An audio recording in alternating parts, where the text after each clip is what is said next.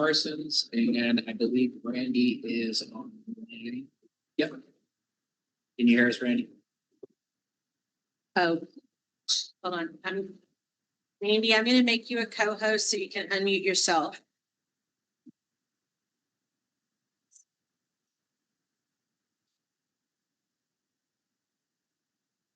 Randy, can you hear us?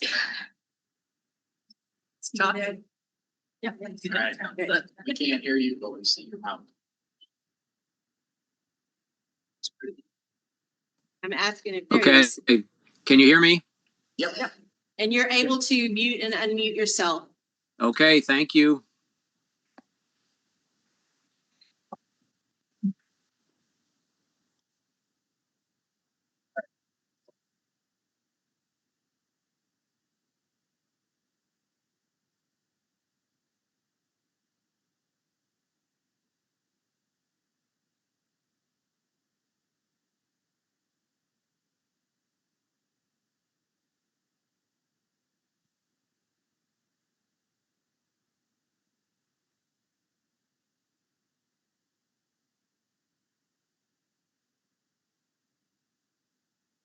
Accordance with MGL Chapter 30A, Section 20F, any person who intends to record or transmit this meeting must inform the chair at this time. Is anybody else recording?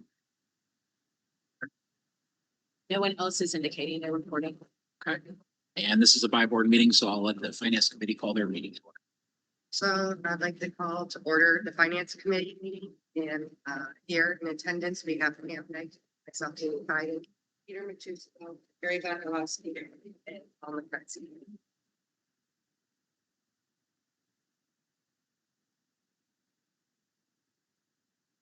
All right, so first thing on the agenda tonight is the FY 27 budget. Should we start or Linda? This is a by-board meeting for select board and FinCom. I hope to come to some type of a decision as to how to move forward with an override, without an override, if an override is to happen, what it's gonna look like. How much it's going to be for. I don't know if all of those decisions will be made in one meeting. But I think that's kind of what we're hoping is that we're looking at tonight. Finance Committee was able to have their meeting last night, go over everything. They completed all of their meetings with all department heads. I believe they had some good discussions last night as to potential recommendations, or at least some things that they're thinking about.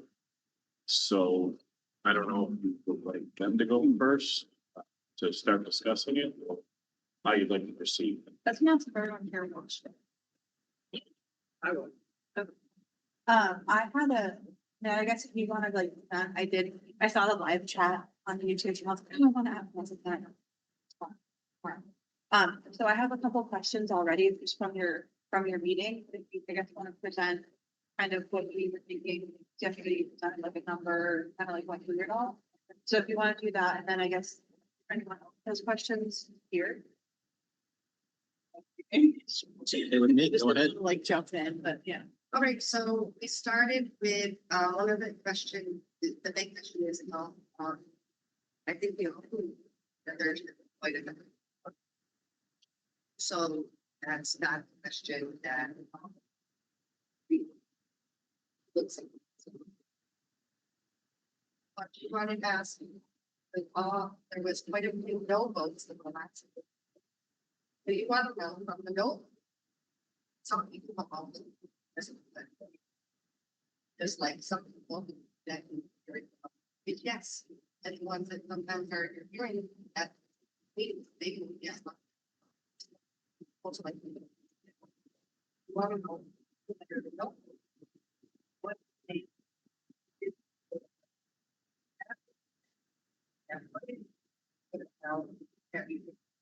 What's important?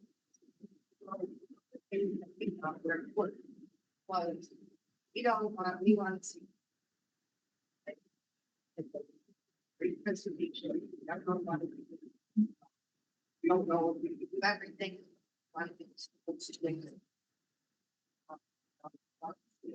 um,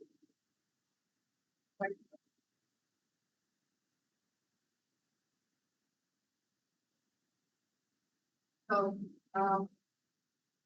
started with the cuts. And so I think that that's where the number came from. We were going around, the number that we were using last night was 500,000. Okay, feel that that is a number that, the taxpayers, a decent number that people could handle. A lot of people, you know, even people that are having tough times, they could see everything that we've done. They would do something. I think it's all about the number. If you just go with the big number again, I think you'll get the same result. So that was where, now a lot of the other numbers on how we got there, like if we used 500, is it even? So we were throwing around some, okay, well, if we took some from this and added some to this or moved some around. So that we were moving some of those numbers, not necessarily are they 100%, they were thoughts on what we thought we could do, because we need to come to the table with something, right? So we can't just say, we want this and then not have it. So that was what areas to do. So can I ask,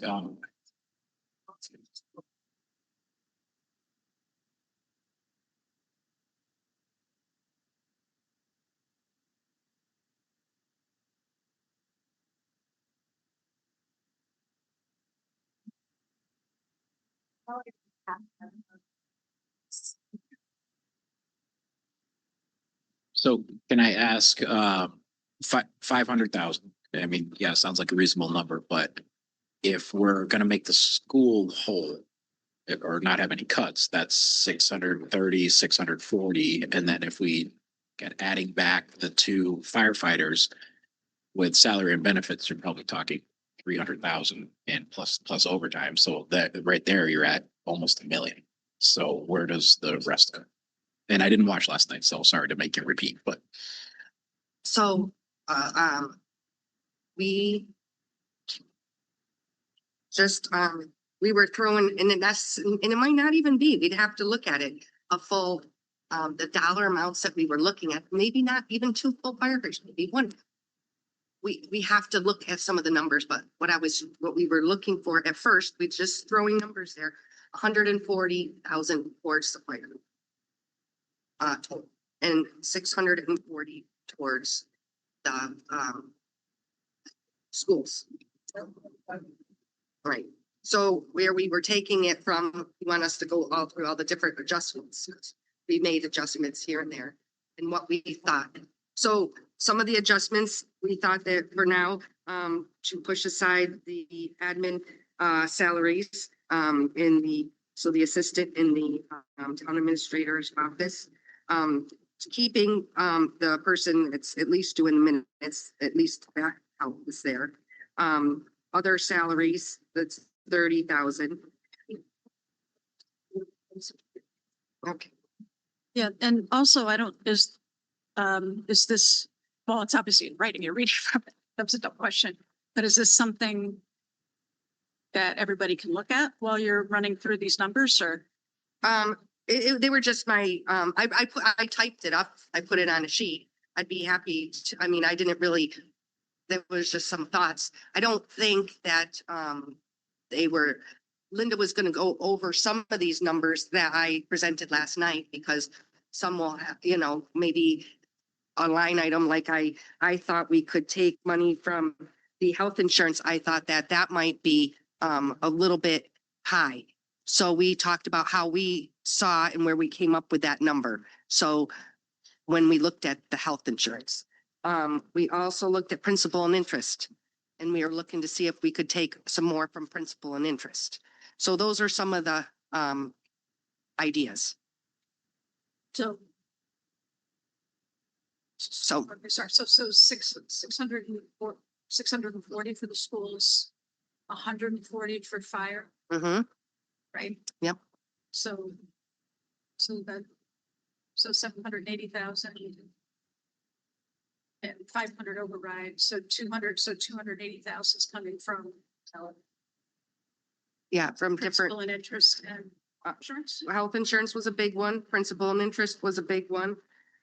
Thinking possibly COA, maybe part of the $10,000 from the grant had been over year after year after year, we've been paying salaries. We always wanted to move it over. We finally moved it over, but maybe this is not the year to move it over. Maybe we could leave it there, the 10,000 one more year.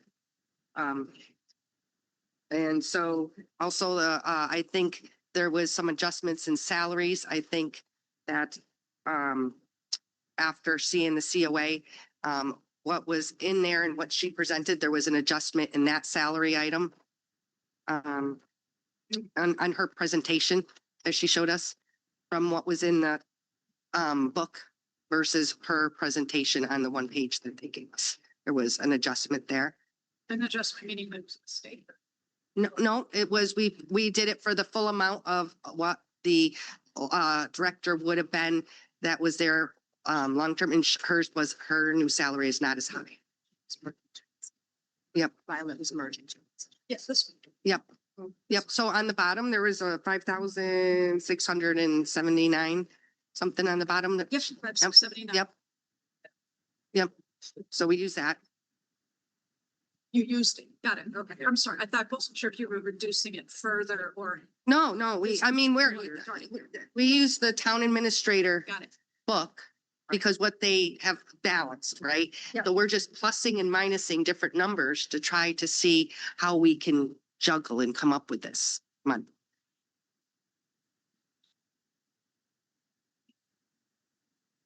So I have a.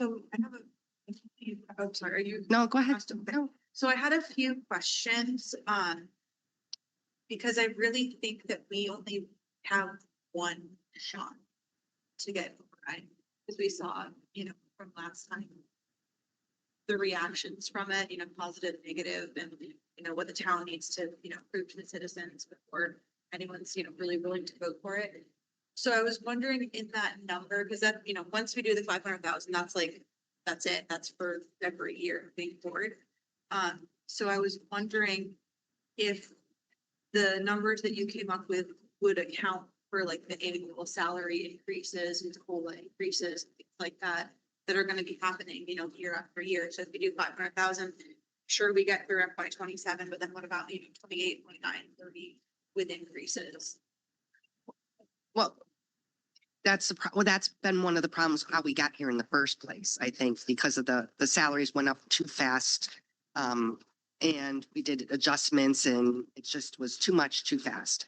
So, and I think that the health insurance just did it in, So I think that, yes, I mean, that was one of the issues that we see too, is the increases. It's not like just a standard 3% or a COLA, in which some of them, now we have a lot more unions. There's steps and increases and now longevity. There's a lot more that's going into all these salaries. It's something that needs to be discussed for long term, on how to keep up with because you're getting 2.5% every year. But the thing is, you do have new growth and that offsets a lot. And we are in a good path because we are not using free cash in here. So, and if we start using maybe some of our free cash to pay for capital, maybe then our debt and interest line items can start to go down too. So I would like to answer the bigger question first, and that is what kind of an override we should have.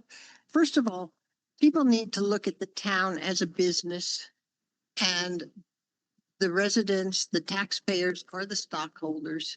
If the business fails, they fail. They lose money. That's the way businesses are. So we need to, in addition to the yes votes and the no votes, we have a whole population of people who didn't understand that that's what we really meant when we said we were going to have an override and we needed money. Those people are now paying attention also. So we have a whole different category. So what I would propose for the override is that we offer what I see other towns doing. And by the way, it's not mismanagement on Hadley's part. If you read the newspaper, every town is having the same problem. It's the inflation and the restriction of 2.5 and the insurance increases. But, so I would propose we have a 3-step vote. 500,000, 1,000,000, 1,000,004. And that the money gets divided equally or proportionately with all the parts of the town instead of going to just one or just the other. Thank you. So one of my other, my list of questions was if we were going to do, if we decided to do like a menu style, like obviously those dollar amounts are gonna have to get like broken up for people to like, pick from. So I guess how would that, we're using like, I don't wanna say the 500,000 is ambiguous, but it might feel like that. Not specifically classified. How would we go about organizing that?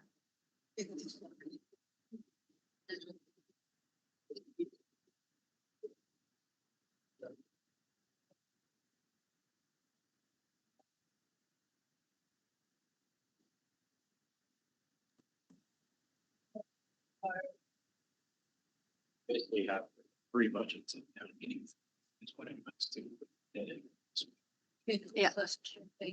Yeah, so we'd have 3 budgets on town meeting floor if we did it this way, and then the voters could decide on those They three, did three, that in project. on those 3 budgets. Sorry. I'm so sorry. Yeah. You will vote by it. Please. What they wanted to support. But I mean, only downside is people didn't understand when we were going for one override, exactly what they were voting to either not fund or fund, depending on how they voted. So now with 3, I can see a lot of confusion.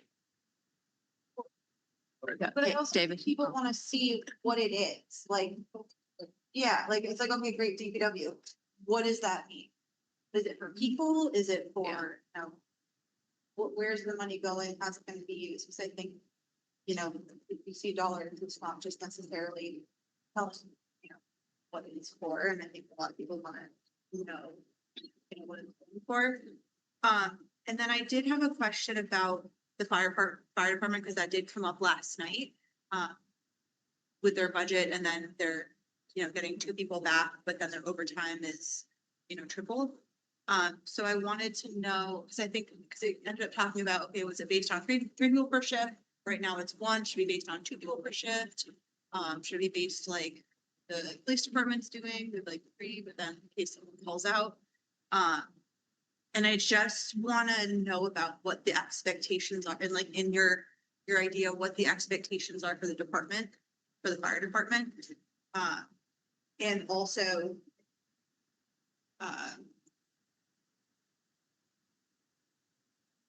are they supposed to be 12-hour shifts? Are they going to be 24-hour shifts? Or like, how are we managing the overtime, in that department to, you have people, in the fire department who appear and say, I've been working, all these extra hours, blah, blah, blah.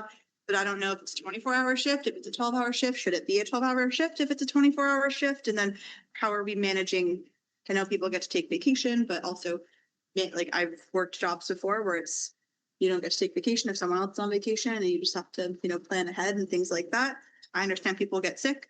But if we're getting 2 people back and the overtime is that high, I'm just a little concerned on the expectations.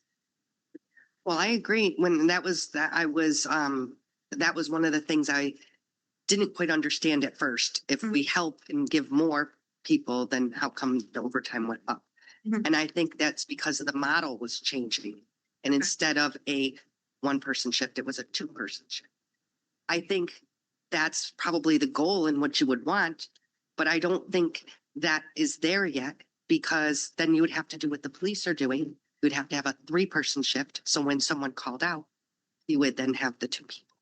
I don't think we can handle doing all at once. Mhm. So I think you need to keep your model the way it is. And we want to start by helping and getting more. And so if no one calls out, great, we can do 2 people. Mhm. But Randy had. Can you guys hear me? Oh, yeah. Oh, yeah? Good. All right, so I'm hearing that the suggestion is to have a dollar amount for whatever amount it is for whatever override. And I am not in favor of that because people are going to wonder where the money's going to go if we don't spell it out. As I've said in the past, I really am against the menu item warrant articles, but I think we have to do that. Unfortunately, people need to know where we need money and how much for each department. And I know that we've been trying to cut and cut and cut, and the money that's necessary, the $1.4 million or whatever it is for basically level funding what we have now, which is less employees and less services potentially than we had in the past. So we are indeed cutting, and my feeling is that the townspeople need to decide. The discussion I'm hearing right now is we have 10 people deciding that this is what's best for the town, and we need to be advising town meeting. We think we need this money for this reason, and let them decide. I don't think we can predetermine how they're going to vote. If we got the same attendance that we had at the last override town meeting, then yes, we know what the answer is going to be. But as I've said in the past as well, I think we're going to get different clientele this time. And I think we need to put it all out there. This is what we need, and let the people decide. So just a couple of questions, I guess. I did have the chance to watch the taping of the meeting last night. So with the $500,000, so first question is, it wasn't clear to me that the finance committee took an actual position. I mean, I just heard a lot of discussion, but I didn't hear 5 of you even take a straw man's, poll that you were all in favor of $500,000.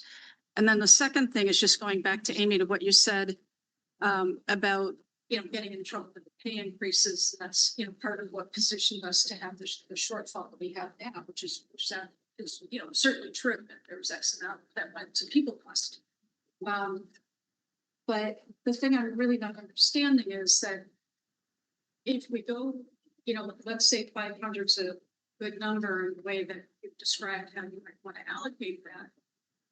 We have collective bargaining agreements that are in full force and effect. I mean, we could ask all of the unions to come back to the table and renegotiate, voluntarily give up what they've already are contractually obligated to get.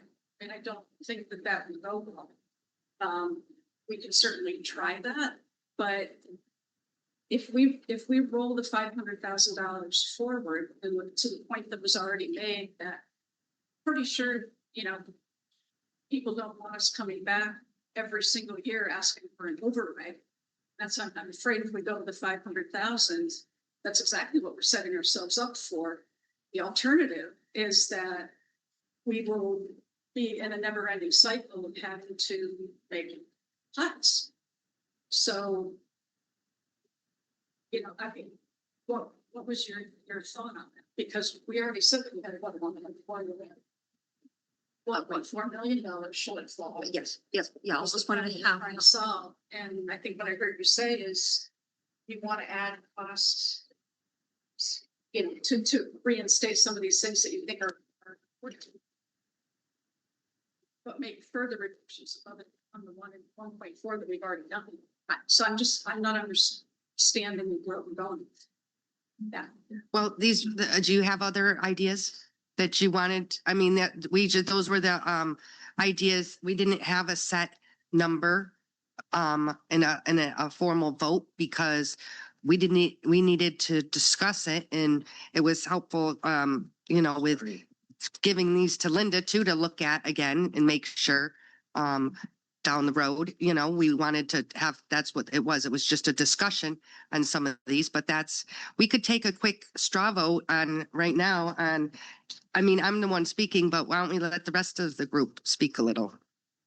Yesterday was the first day that we actually had a meeting by ourselves on the finance committee. So you're telling us and asking us, why didn't we figure this out? This is the first time it's been brought up to us as what Amy presented to us as the first time meeting as a collective without any other departments. So that's, you have to give us that little bit of a leniency for us to be able to talk about the first time of bringing up a number. I have in front of me that was brought up when it comes to 500,000, 1 million and 1.5.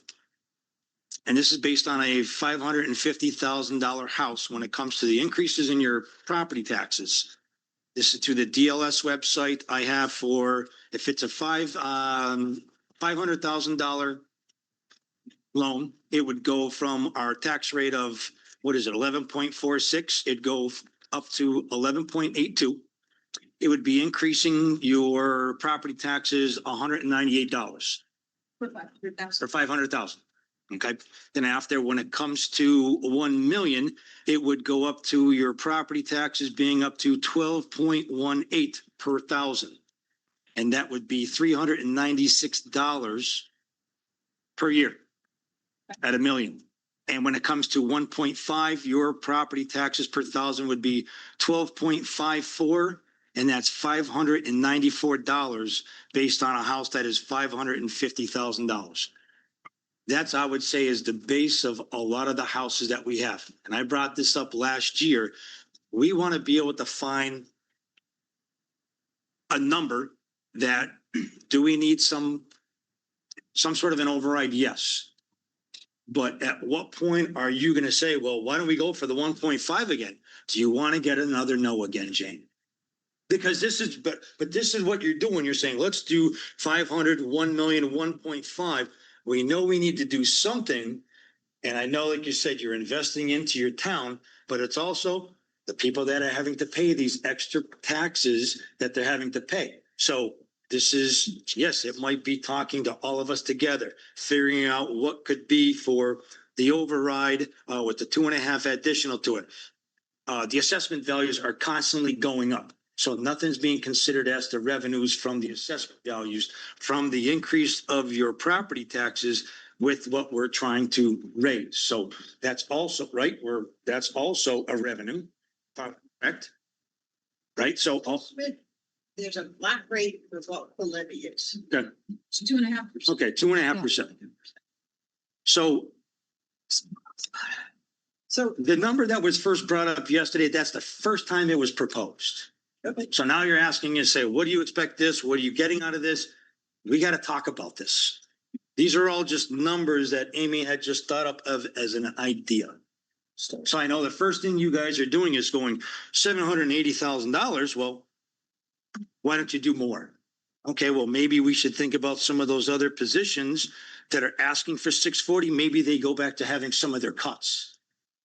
So I'm just saying, don't just say, okay, we need $1.5 million with no cuts. There also has to be that give on both sides too. I'm saying that 1.4 million, 1.4 million is 60% of what we asked for when we asked for 2,300,000.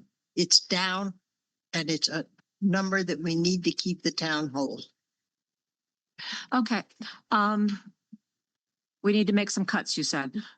We've made $1.5 million worth of cuts from level service. So right at the get-go with the starting budget, it already has $1.5 million cut because there's no use of free cash and no override. This is the budget. That's why you have that column in each department saying what the level service of value would be. And then we cut down to the town administrator recommendation because it needed to be within the revenues. So that has happened. Now you might choose to say we want more cuts, but please recognize there have been $1.5 million worth of cuts from the 26 budget going into 27. That's why the school doesn't have 640,000. They're not looking for 640,000 more from their level. We cut them that much. Okay, we cut them below their 26 amount. We have cut those budgets. So that's happened. Now, as far as going for a magic number, what's the one? Or you go too high, we'll lose it. We go too low, we haven't done enough. What Jane proposed is, I think, really the answer. And I mean, I agree with it, and I'll tell you why. We do have to, I've heard it said, well, we have to tell people what the money is for. Oh, yeah, you do have to tell them. I mean, you'll have to, you're required to tell them what it's for. This is not, we're not just raising the money because we haven't appropriated it. So the way we appropriate it was with the budget. So we have to begin with the budget. We're not going to go for an override without saying where it's going to happen in the budget. So what we've talked about at some earlier ones, and again, we've got some work to do with town council to make sure this all comes through right. We have an initial budget, a balanced budget. You might say, well, take from here and give to there. That's, that's another discussion. But basically, we have a balanced budget. That's budget number one. And that hopefully will pass. They usually pass. And then the second is, it's not a whole new budget. It would be a supplemental. So let's make it real simple and say, okay, budget number 2, same budget plus 600,000 for the schools. Budget number 3, same as the first 2 plus 400,000 for fire. So then you get, we stop where it gets voted. So if people at town meeting vote for all of it, but at the ballot box, they don't vote for any override. We've got the first one. If they vote for the first, you've got, the first supplement covered. And if they vote for all 3, so then we're not saying school versus the fire. We're going to have to make some decisions as to, if we were to have $500,000 more, what is your priority for that supplemental budget? It won't be all one thing. I think it might be, 200, 300, in various departments. And that is the most, that would be the second most palatable budget that we could have, the second closest to our minimal. And then we can go up from there. So that way we're not losing at all by having gone too high. And if for some reason the town did go up to the, to vote the 2 supplements in, having it voted for the first, then we have our answer. And I think that's what it sounds like we're all wanting to do, is get the answer as to what it is that the town wants. So, one of the things we had with the feedback we got last meeting was there were certain things that people said, I would have supported money for, I think it was school security that was on the warrant, things like that. I said, well, if that was separate, I would have supported that, but I didn't want to vote for the fire department or whatever. So would it make more sense that we pass the budget and then we have separate just warrant articles saying, okay, here's a $640,000 override. It's going to go to make the school whole. We have, say, 300,000. This is going to go to return the fire department back to what we had prior to all these cuts. Would it make sense to do that? And then, the last one would be, I don't know, for general government, whatever. Right. Because that way, and I kind of hate doing it this way because it lets, play favorites amongst departments. But I think that would answer the question of, well, why can't we just vote for what we support? So that's if you're comfortable with them competing with each other and possibly losing both by getting almost half for each of them. Whereas if your first supplemental budget was half of it to the school and half of it to the fire, and then we go up one more level, and so I don't know. That's the political side of it, but I just want to get the money side lined up. But I think that's, and Jane, you've said that this is what you've been seeing some other towns doing this year. I've certainly heard of it in the past, but yeah. Were there other finance committee members or Peter wanted to continue? I found another number that was in this that was added for 750,000. It would go to 12% or 12 per thousand, and it would be $297. So that's just another number that if what I thought you were saying, Jane, is, giving the taxpayers the option of the 5, the 1, and the 1.4, like anything else, they're gonna be like, if we have an option out of the 3, I'm only gonna pick the 5. So I think giving them the option of a 5, it's either making a decision, setting the number, and being done with it, or like David said, we have a balanced budget. And at the end for fall, we say it's gonna cost this much for schools, this much for fire. No, do we want to go up against each other? But there's no way to win it. There really isn't. Unless we pick a number, something that's gonna be working for all of us without getting a no. It all comes down to not getting a no, and still people saying, I can afford this because if my taxes are going up, I have to put more and pay for my taxes. For elderly that don't have kids in school, but they're paying for the teachers, they're paying for the schools. Are they paying for the DPW and the water? Yes. So it's kind of a blend of all. I have a lot of people that were last night there that were in favor of the schools. I think it's great also, but there are those that are the young couples.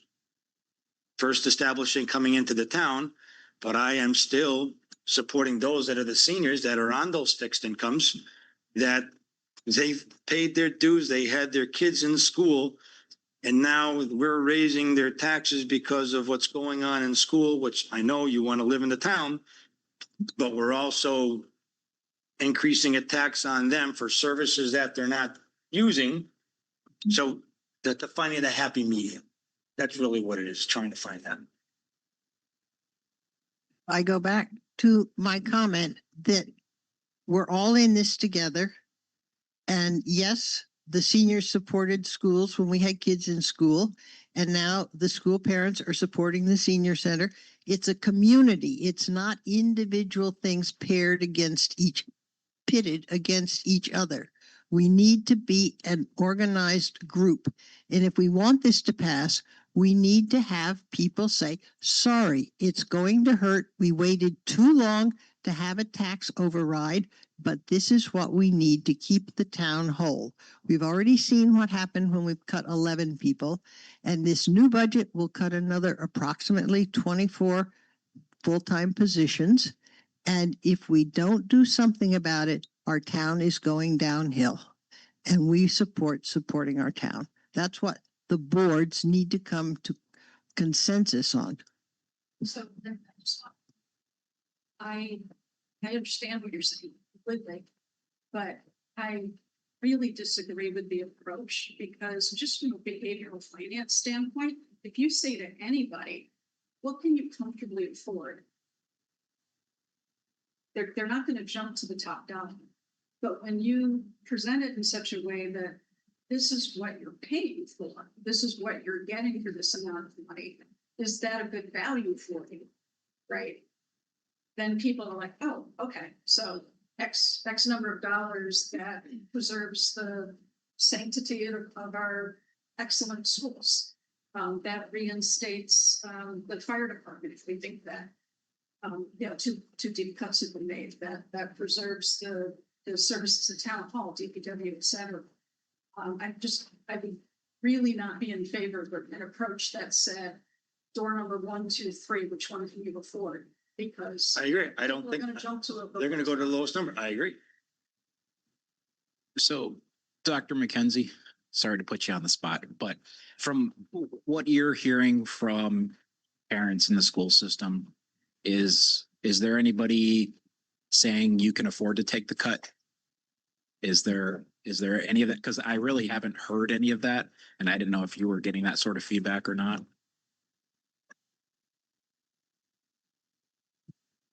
No, there's certainly no one who's advocating for a reduction. The $640,000 that, and I know how hard everybody worked to balance the budget, and that was 100% health insurance. That's what it was. It was the allocation based on the percentage of town employees that was then attributed to the school department, which is completely logical. It was, you have to balance the budget, and it was completely unexpected expense. There were years when there was 0% increases in health insurance premiums.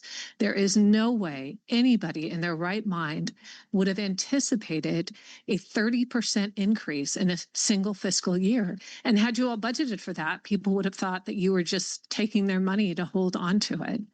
So we didn't assume that.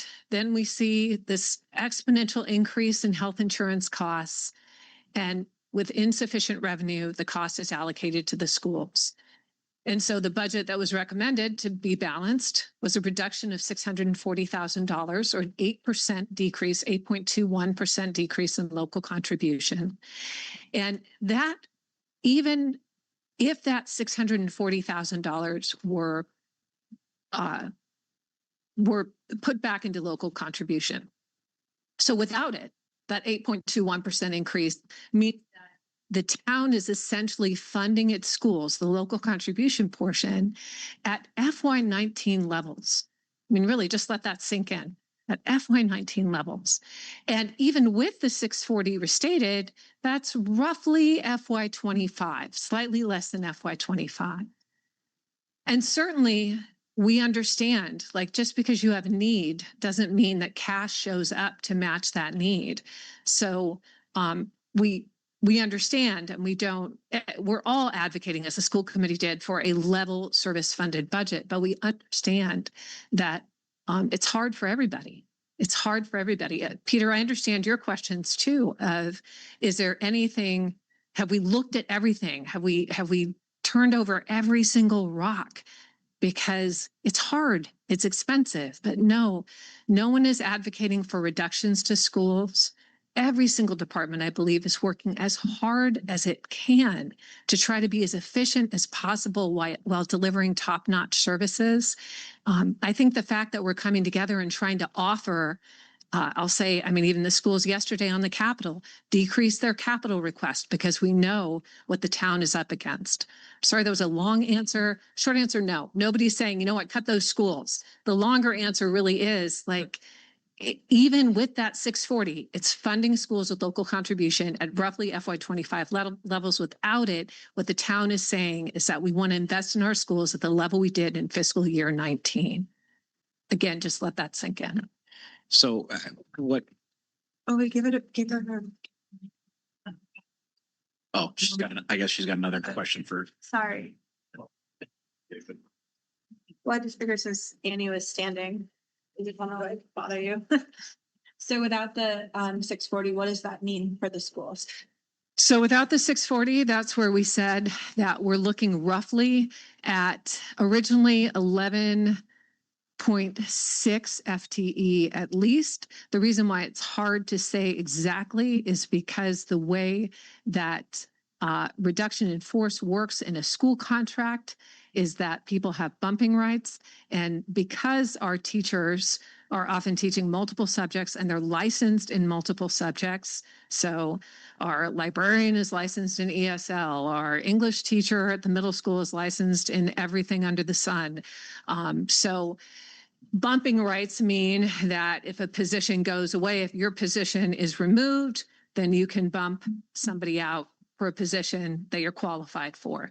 So I would say at least 11.6 FTE, which is a head count of 12, could be more because bumping means that the least senior people go first. So it takes a little bit longer to potentially get to a number.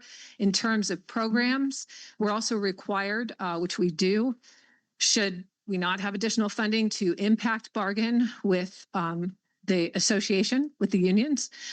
But I can tell you there's no way out of this without really important programs to the town being adversely affected.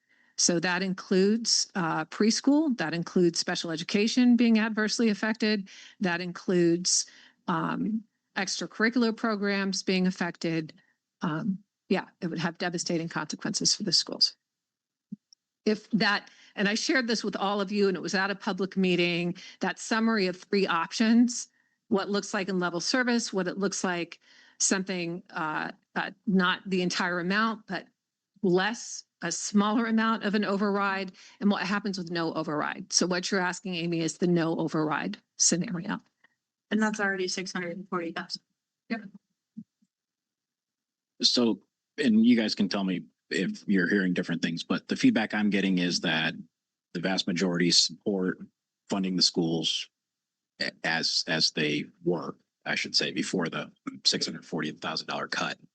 The feedback that I'm getting on the fire department is a little more mixed, but generally people think that we should have, you know, those 2 firefighters back. A little bit more mixed than the schools from what I'm hearing. When it comes to general government, I'd say much more divided. Depends if you have potholes in your road or not, that kind of thing. So if someone's directly affected, what's the feedback that you guys are getting? I mean, is that kind of what you're hearing, what you're feeling? Okay. If I could ask a question to Mike, because I know when it came for the override, there was 24 full-time employees that were hired from COVID till now. Didn't we say that there were so many hires? I thought there wasn't there? I'm just asking a question. No, fine. We're answering, no, that's not correct. So there wasn't 24 full-time employees that were, and I didn't know if those were part of the school that were added or additional teachers were added separately from the local government. So with the schools, we get the number. Excuse me? With the schools, we get the number Yep. for what the school committee votes on, the dollar amount. I don't know what the schools have for employees in and out like that. For the town side, we did not bring in 24 employees after COVID. That is not a correct number. What is it? I'm just asking from what it was, because I thought it might have been 24, 21, just a number. And I didn't know if that number was separate from local government as to what it was with the school committee as to how many they had hired after COVID. I'm just asking just questions like that as the difference of hires. If it was 17, it was 17. I'm just asking what the number To might be have been. honest, I'm going to go back and I'm going to count it out. There was a lot of debate and there shouldn't have been debate. To be clear, there should have been no debate. Counting employees is counting employees, but you have to define how you're counting an employee. What makes a full-time employee? Mm-hmm. What makes a part-time employee? Are they benefit eligible? So there was a lot of counting that I think could have been done a little bit differently. It would have given us the correct answer, but at no point did general government hire 17 new employees since COVID. That's not a correct number, or 20 or 21 or 24. Also, whatever the number was, it wasn't full-time. So there would be. I understand because it all People accumulated from attended. part-time to full-time. I know there was like You said 20 full-time, and that's 21 big, you said full-time, so I just want to really clarify that. FTE, which would equal to whatever 23.7 employees. Which might be more like Yeah. 10 or 12. And then, and I don't know whether you're counting replacement employees. Because I've had people ask me saying, okay, the town has hired people from COVID. They're asking, the school is asking for an override. How many, which I know you need to hire teachers to create the revenues by having the school choice kids, which I can understand that too, because that's what creates the revenue and helps out the town. I understand that completely. But then after people have asked me and said, well, how many teachers have we hired within the past 4 years also? We don't know those numbers, but to try to say that, do we have and you can help me out with this, and is there a certain amount of students that we have in a classroom? And then after, are we maxed out, say, in a classroom for people that are having IEPs or whatever it is? Say, is it max of 25? Are those classrooms maxed out? And how many teachers do we have for ratio? Is it a 1-to-1? Is it a 2-to-1 ratio for those students that we have that are maxed out as so much money we can generate for those learning? Just asking. Dr. McKenzie, would you like to maybe just join us at the end table and you can steal Mr. That's just a McCutcheon's question. microphone? I'm just simply asking. That would be great. Yeah. You thought you were going to have it easy tonight. No, it's not a problem at all. A couple of things. I just was going to make sure that I had things straight before I got up here. I will check for you on the exact number of teachers that were employed in fiscal year 20, which would be the year before COVID. COVID started March 13th, Friday the 13th, 2020. 6-year anniversary to the day last month. So I'll find out the teachers for you, and I'll find out the educational support professionals who are employed in fiscal year 20 and what's currently reported in fiscal year 26. You just need to give me a minute and I can get that information. Your other question about class sizes at the elementary school, and this is really based on feedback from parents. Typically, we like elementary classes not to exceed 25 students in general education. Special education, federal law, the Individuals with Disability Education Act has rules depending on the type of classroom it is. So in a substantially separate classroom, you may be able to have up to 18 students if you had a paraprofessional in the room or educational support professional in the room also. And there's rules about age span, grade span, how many grades you can have in one classroom at one time. I will tell you, in this community, parents, our Special Education Parent Advisory Council, they do not want to see a special education classroom with 18 children in it. I can guarantee you that that's not what they're looking for. So special education classrooms are typically, you have smaller groups and fewer students. At the high school, class sizes range. An AP calculus class may have 7 students in it. A physical education class may have 25 or 30 students in it. English 9 may have somewhere, I don't know, in the 20 student range. It really depends. So there isn't a set number when you're talking secondary. Depends on the course. But at the elementary school, typically a classroom doesn't exceed 25 students. So for us to, which I don't understand, I hear about what the students, I hear about the teachers. So if you have 7 students in a class that you were talking about for the algebra? That you were, An AP calculus class Oh, might have okay, 7 calculus. students. So if there are 7 students in there, how many assistants? There's 1 teacher, no assistant. So there's only 1 teacher to those 7 students? Correct. Okay, that's what I was just wondering. Unless there's a student with an individual education plan and their plan mandates that they require additional support, then to meet the requirements of that IEP, we would provide that support in the classroom. But if you're asking how an AP calculus class is staffed, 1 teacher.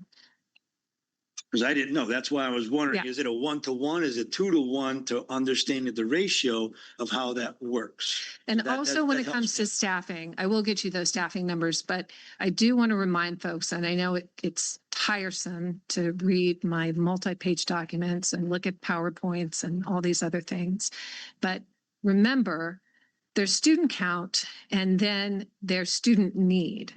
So the Department of Elementary and Education and Secondary Education has a category. It's not our category, it's a state category. It's called high needs. And a student who is any or multiple in these categories, a student with disabilities, they have an IEP, a student who is low income, or a student who is an English language learner. If you have any of those, fall into any of those categories, or 2 or 3 of those categories, you're classified as high needs by the state. The percentage of students who qualified as high needs, again, we don't get to name them that. It's a state definition. The percentage of students who were considered high needs was about 28%. I can get you that exact one, or the budget document that I handed out at FinCom has it in there. There's a chart. That was in FY. Oh, thank you, Paul. You're the best. You're going to get it for me. I got it. That was in fiscal year, I want to say 19. And this year, high needs is, no, it's not yours, it's in the other one, is 40, here it is. Thank you, Paul. So high needs in school year 18-19 was 28.8%, 29% of the district population. It is now 41.5%, or 42% of the population. So sometimes the intensity of staffing, not sometimes, always, the intensity of staffing that you need correlates directly with the needs of the students in the classroom.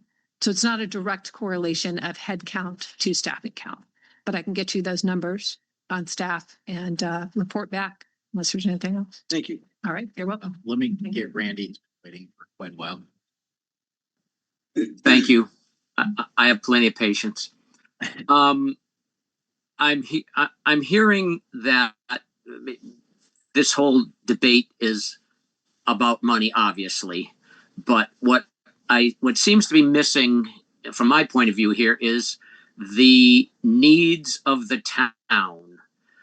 I believe that every department, whether it's general government, school, DPW, whatever, is running at a very lean level. I see no excess in any department. And as I said when we started this process, I would love to know what it's going to take from each department to keep them whole and then figure out how we can work that into an override that people can find palatable. I realize that not everybody can afford a tax increase, and nobody wants one. There's some that can't afford it, obviously, but we cannot base our decision based on the few.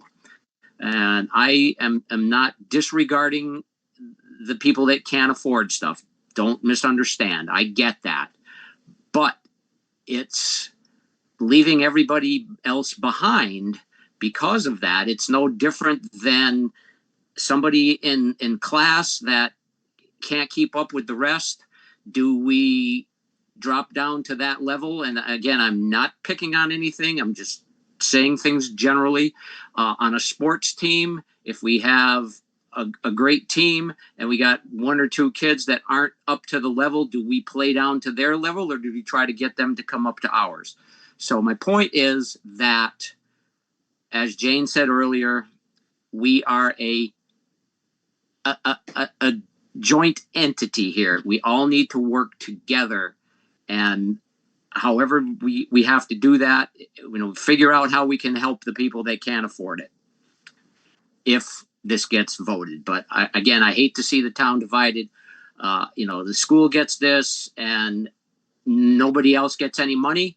And so then the morale in every other department goes down. The people that are in those other departments right now are working way harder than they should have to. Their stress level is unbelievable. Give them something else to think about in a negative way, and they're going to walk. And we're going to end up with nobody working in this town. So please consider all those thoughts. So I just want to point out that it's just about 7:00. We're an hour into this meeting. We're now officially less than 1 month away from the annual town meeting.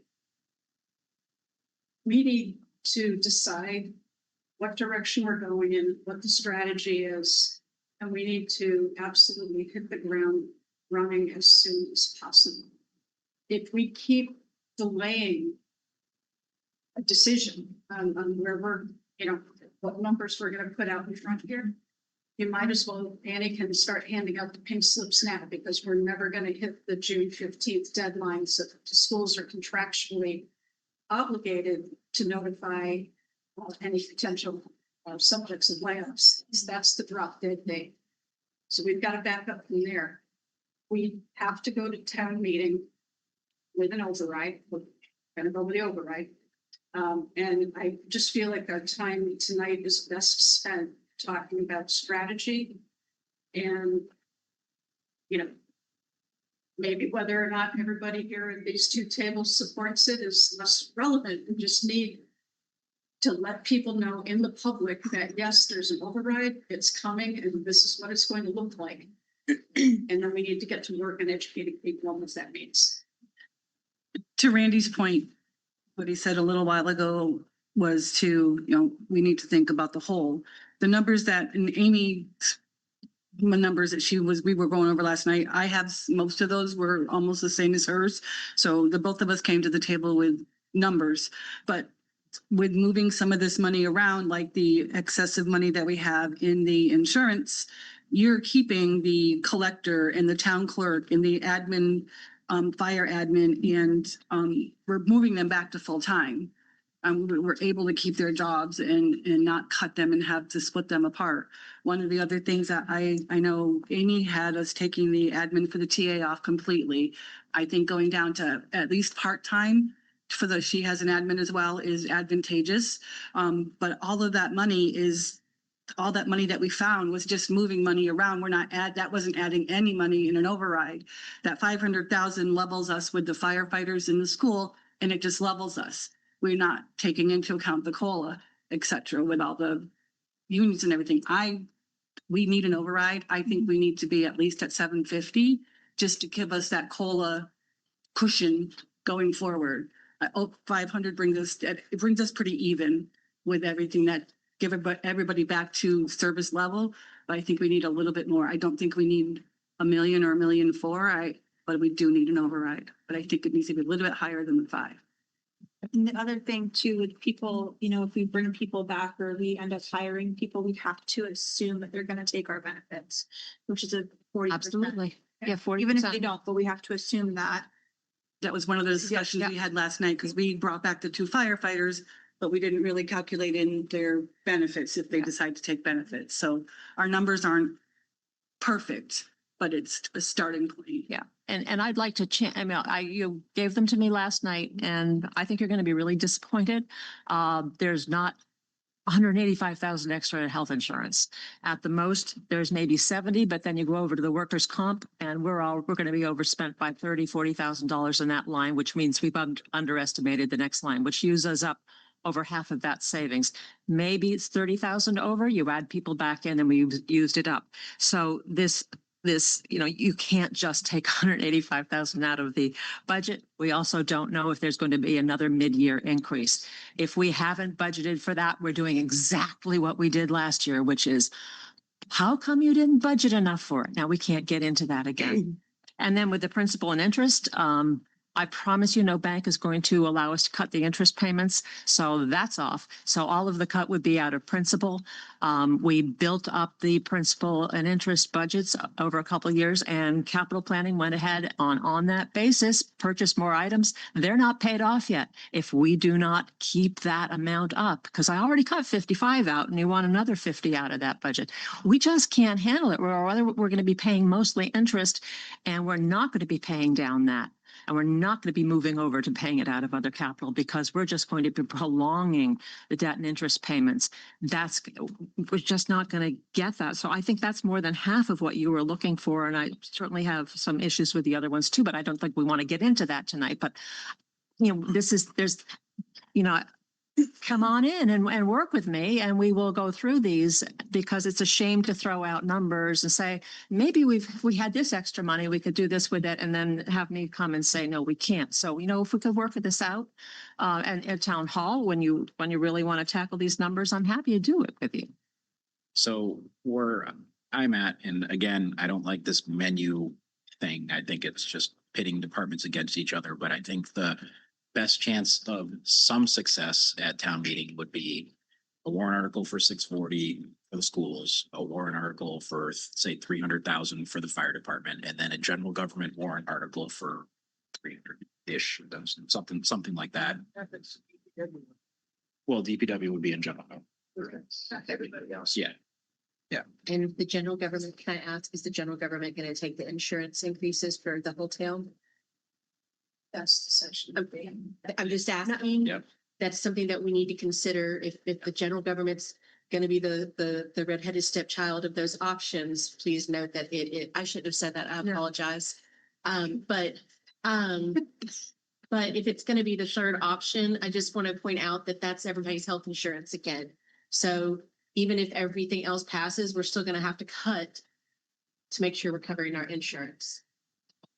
That's why I'd like in each of the supplemental ones, if you're going to be putting in 2 firefighters, for example, that supplemental also include the addition to the appropriate addition to the benefits, so that we keep pace with that addition, because that certainly was another criticism. We're trying to learn from the past, right? That each time you put an additional person in a budget, you forgot to add it over on the health insurance. Let's not go back there again. But if you're talking about adding people in, and even some of your switch arounds impact the budget, the health insurance, let's make sure it's accounted for at the right level. So then I don't think that would be thrown into the third one, which is for general budget. I would think we would want to keep it with the fires and fire the schools. That makes sense to me. Yeah. Yeah. Harry. I just had a question on how the multiple option, I guess what South Hadley is doing, where you have 1, 2, or 3 override choices. Now, I'm assuming if you take the total of the 3 options and they were more than the people voted against any override, then that means you would get the overrides with the most choices, with the most, you know what I mean? They don't, it's not like you're splitting no override and then this one, this one, this one. They don't take votes away from each other, right? No, I think they're correct. So, yeah. Right, yeah, step it. So, It's like a progressive one. Yes. Yeah. so if the total of the 3 override packages was bigger than the total of the non-override, that means you would get an override, probably the one with the most votes amongst the 3. Well, you know, I happened to be there today by coincidence, and I was talking to some people, and a couple of things that I learned about that is, well, number one is to answer your question, Harry, the one with the largest number of votes is going to go through. But the other thing too that I learned is that there's a lot of confusion there, and because you have different amounts, and they're talking about a tiered or a kind of a implementation plan over several years, which is causing more confusion too. And so that brings me back to all this discussion we're having here, that what we should do is just keep this as simple as possible. You know, have one vote for whatever amount we happen to agree on. We haven't taken a formal vote as a finance committee, but I definitely can kind of sense that we are in favor of some type of an override, even though we haven't determined an amount yet. But if, I think common sense tells all of us, if people get confused, they're going to shut down and they're not going to vote for this. And the second thing is too, there's a threshold, and it was crossed last time, and people resoundingly by a 2-to-1 vote said no.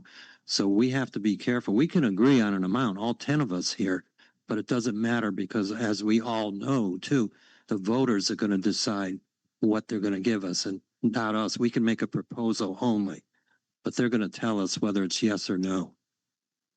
Can we just take a straw poll, I guess, about a, you know, I think what many of us are saying is we don't want an all or nothing, right? So we don't want to go like last time and say, again, pick a number, you know, $1 million, take it or leave it, right, for the override. I think what we're suggesting is, I agree with you, we need to keep it simple so we don't confuse the heck out of everybody.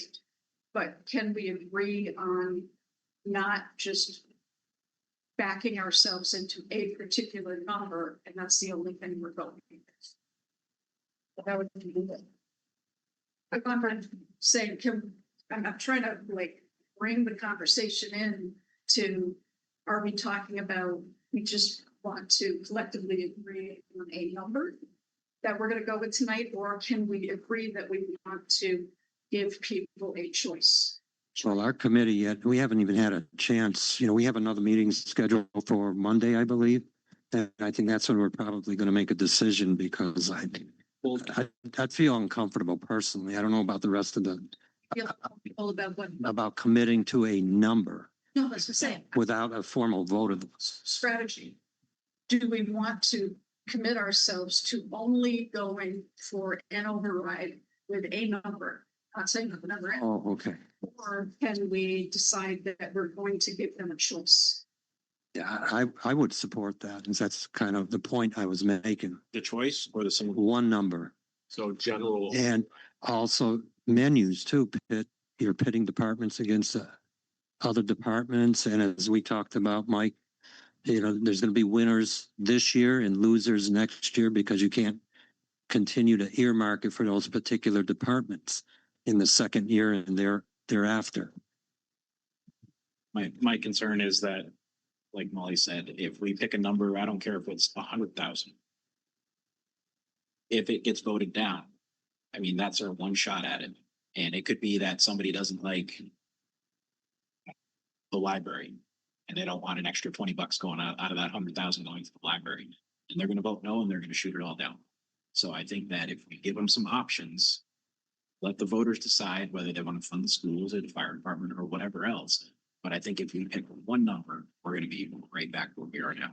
That's my fear. But see, so here's I still don't know what way I want to go with it, but I think with the progressive option, you know, somebody, because if you do the school, just back to, you know, the 640, or you do the fire department to, you know, 300,000 or whatever, and you have that as a menu option, then someone says, well, I would have been fine with 100,000 to the fire department, but maybe not 300,000, or okay, I could probably do 400,000 with the school, but maybe not the 640, or, you know, that kind of worries me, because I would rather have everyone win something than people get nothing in that sense, personally. So if we did the option with the progression and said, okay, this is what, you know, can you commit to this? And this is what it would look like. Okay, and this would be, you know, these departments get this, and then you go to the next one. And is that an option to do? Does that make sense? You can do the stepped override, and you can set it up that multiple departments have allocations within the steps. For the first year only.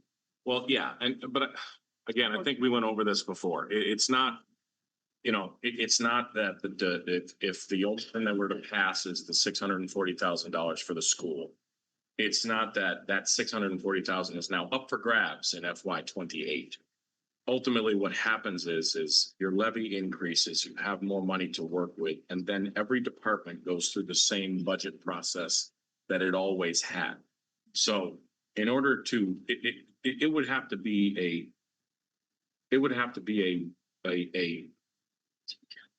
an incredibly strange set of circumstances for both the finance committee and the select board in 1 year, in one budget cycle, to cut that $640,000 back from the school and spread it around the rest of the town. That's just not how that would work. So I just want to try to make that clear. It's not like school gets it year one and then somebody else might get it year two. That's just not necessarily how it works. And I think to your point though, Amy, you could do that stepped override with multiple allocations. So you could say $850,000 for the first step. That includes X amount of dollars for the school and X amount of dollars for the fire department. Within that that's your allocation. And then you could step it to the next level and say general government, including health insurance, DPW, whatever, town hall, X amount of dollars. And within that, you can allocate funds to those different departments. I think what Paul is trying to say is that might get complicated. It might confuse people, and you may not be able to get the votes that you need. But the other side of that coin is asking for a general override. We got kicked in the teeth last night. There's no easy way to say it. Let me go to Randy real quick. So, you know, you're talking about potentially 3 different override articles. And I think we need to keep in mind that it's quite possible that all 3 of them could pass. There's no saying that only one or none is going to go. I mean, that's obviously possible, but it's also possible that all 3 of them could go, meaning pass. So we need to think about that as well. Yeah. The other part is that after the last time that we did this, there was some discussion as to whether or not we wanted to have the ballot vote first to see if an allocation meeting was even necessary. Well, we've run out of road.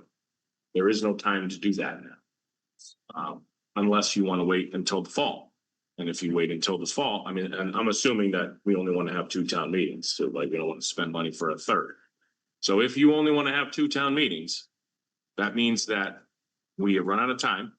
We cannot have a ballot vote first to say yay or nay to the override and then go argue it out to allocate the money.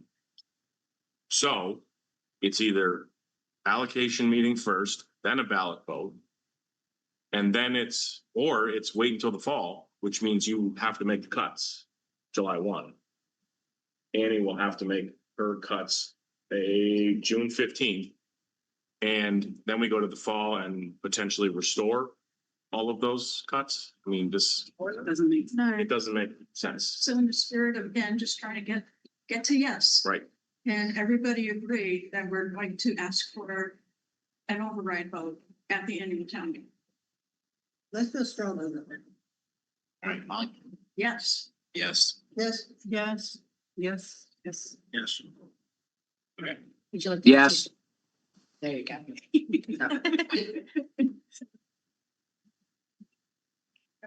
So I am in favor of, we'll have to land on terminology, but I've heard the word progressive. Thinking about tonight, is that something? Yeah, I'm actually trying to find an answer, but that's. That's what I was looking. Yeah. So we'll call it that. So I am in favor of giving people options. I am in favor of presenting multiple budgets effectively is what it's going to look like. At the annual town meeting where we start with the balanced budget that we have. Once that is passed, then we go to another budget where now we're into the override territory, right? And I, again, the next decision is going to have to be is a kind of call it a general increase or a functional increase, right? But that we have multiple choices put in front of the taxpayers in that end. But I just wanted to say, when you say balanced budget, like, I just want that to be very clear. Balanced budget means cuts. So just because the budget is balanced, it's not hunky dory. It just means, It's $1.5 million in cuts. Worth of awfulness. right. And we need to make clear. It's very deceiving when you say balanced budget. It's like, oh, great, it's a balanced budget. Let's continue on. Override if it's a balanced But budget it's- already. Right. Yes. Balanced budget is, we have the money to afford our bills. And with $1.4 million of cuts that we've already made. And I think we need to say that state requires that the town has a balanced budget, and that's why we're doing this. Now we're going to talk about, after we pass this, we need to talk about the override. It will be the next one. And Paul, you stepped away for a minute. We did a little quick straw poll. Do you believe that there needs to be an override at this town meeting of some sort? Yes, I do. Okay. Sorry, I didn't mean to cut you off. All right, I think what Paul said earlier is confusion reigns once we start talking about various options. And where I had originally suggested 3, I think we should not have more. 2 in addition to the. We have a balanced budget. Now we're gonna have. That's easier than 3 because we only have a month. We really gonna have, Linda's gonna have her work cut out, or no, see that I'll watch some.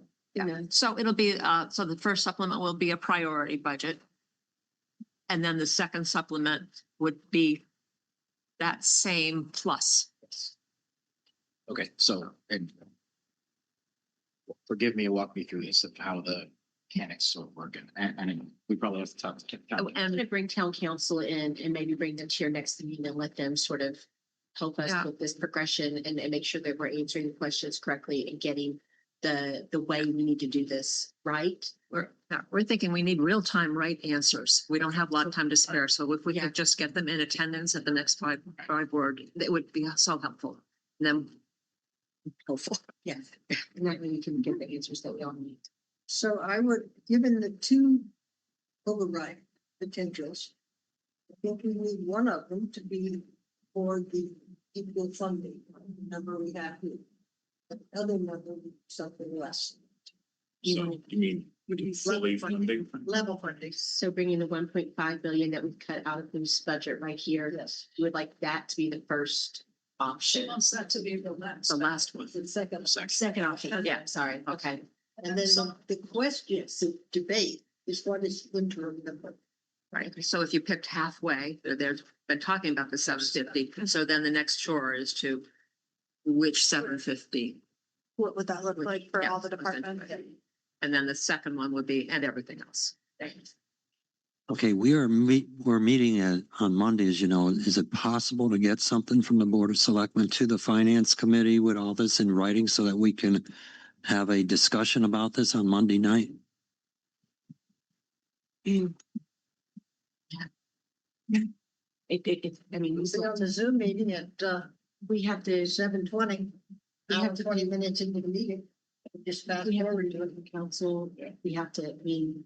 we have I think to the find out issue, some more Paul, about it. is that we could generally describe what it is they'd like to see, but we also don't know the legalities of it, and we need to make sure that what they want to see is how it actually is going to look. So, I mean, generally speaking, I could type up an email for you that says they'd like to, there's an appetite from the select board that 3 budgets potentially be passed at annual town meeting. The first is the current balanced budget with $1.5 million worth of cuts. Second is approximately $750,000 override, and I can pull up the DLS website for you and give you the, the approximate costs. I can see that Pam has about 7 different copies there. There you have some. And then the third budget is, as Jane mentioned, the restoration of all of the cuts that were made to get to the balanced budget. Like I said, I can generally type that up for you, but again, without having town council to say, yes, you can do that, or no, it has to be done this way, I would be leery of taking even a straw poll on whether or not you were interested in doing it that way. So how about those choices though for the finance? So the 1.5 to bring this budget past the back up doesn't include the firefighters, right? It does. It does not. The firefighter, so the fire department has a $324,000, $25,000 increase in it right now in the balanced budget. It has 325,000 already in it. So then this is over and above that. That's not restoring. It's not It's not restoring anybody, so you'd have to go above the 1.5 to get your. I don't think I don't think it is, but remember, we've cut a department. If you're just going to work with the number, I would say the spirit of restoring is correct. We have made certain cuts that we probably want to keep cut. We've eliminated a department that we don't want to restore. That would free up some funds to move around somewhere else if we wanted. So it'd give, 1.4 so- instead of 1.5? No, it is 1.5. 1.5. yeah. So I guess my question is, and I know you haven't had a chance to talk about this, but that's what we have the board for, is those options, are those options reasonable? Is the balanced budget of 1.5 million in cuts, the $750,000 with restoring some positions, and then is the full 1.5, which basically keeps us where we're at now with some minor changes. Obviously, we eliminated HR. We're not going to see HR back right now. We're not, things like that. Are those reasonable choices to For present? purpose of clarification, then David, what are the override amounts, just to make So sure? it'd be 750 and one. And 1.5, 2. Two options. I should say there's 3 options: 0, 750, and 1.5. We don't vote on 0. Yeah. That's our own question. But I think we need to meet next week. I don't think we need to have parcel here. Y'all have a meeting scheduled on the 15th, and I had mentioned to the finance committee that I can make a meeting at by board, but they have conflicts that night. They're meeting on the 14th as a finance committee, right? No, 13th, sorry, on the 13th as finance committee. I would honestly, I would like to meet every night for the rest of this weekend, next week. Well, this is the town's budget. This is employees. This is your services. This is your firefighters. I want you to meet. Yeah, and then the so can a forum of the finance committee meet on the 15th? I mean, are all of you not available? 2 of us And I are. better not see anybody walking by to that Legion dinner on Saturday.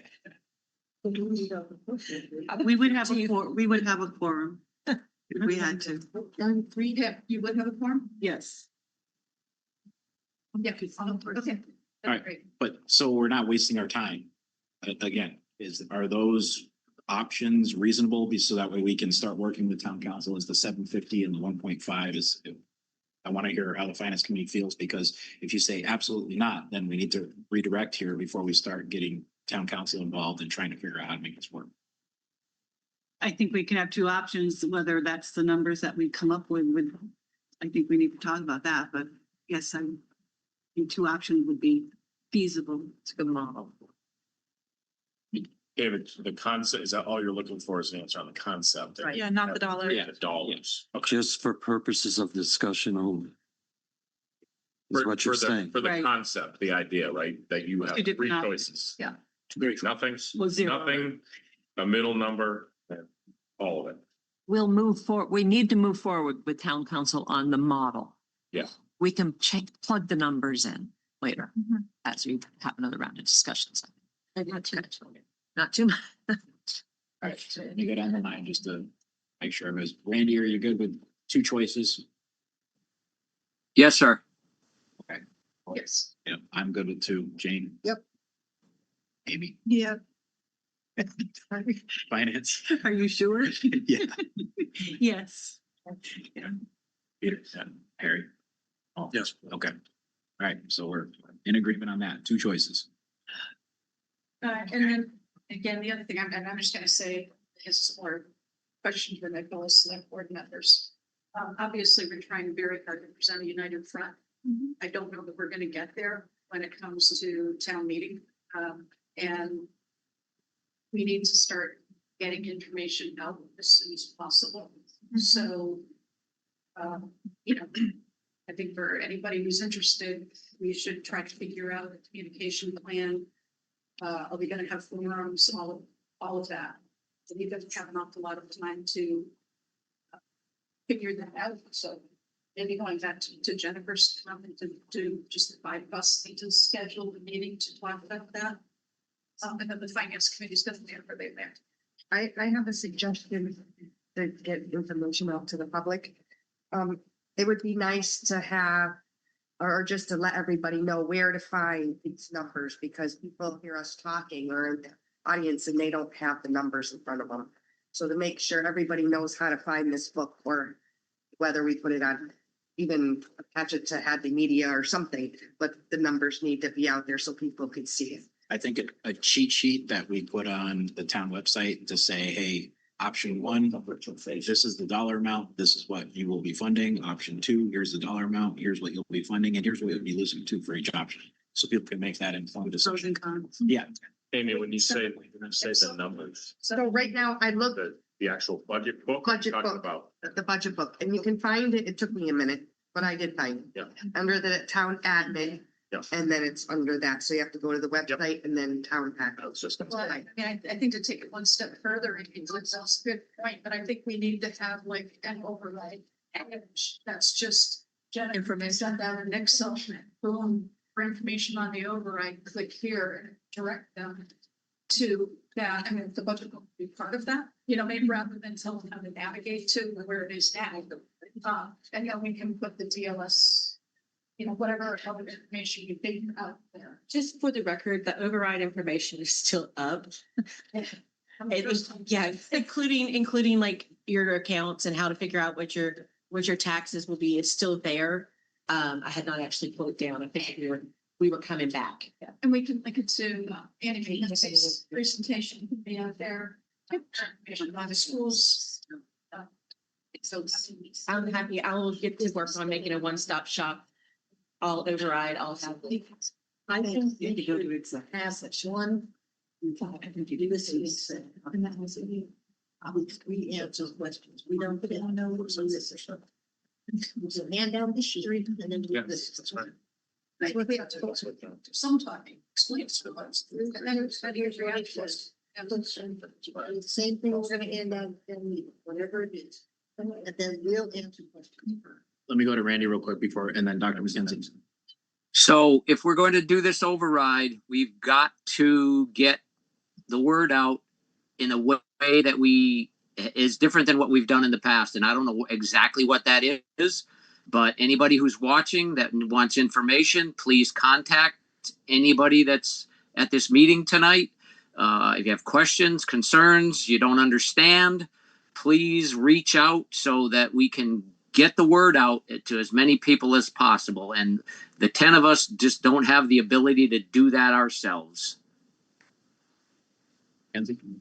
I just wanted to make sure I can't leave a question unanswered. So Peter, it took me a while because the website at DESE wasn't responding. In this school year, we have 50.8 FTE, not 58, but 50.8 FTE teachers. In school year 20, so COVID, we had 50. We've increased by 0.8 teachers. We had 25 educational support professionals in school year 20, fiscal year 20. We currently have 30 educational support professionals, some of whom are one-to-ones that are required per student IEPs. Educational support professionals are frequently referred to as paraprofessionals. So the total increase is 5.8, 5 of whom are educational support professionals mandated by IEPs. Teacher increase is 0.8 of a person. Thank you. You're welcome.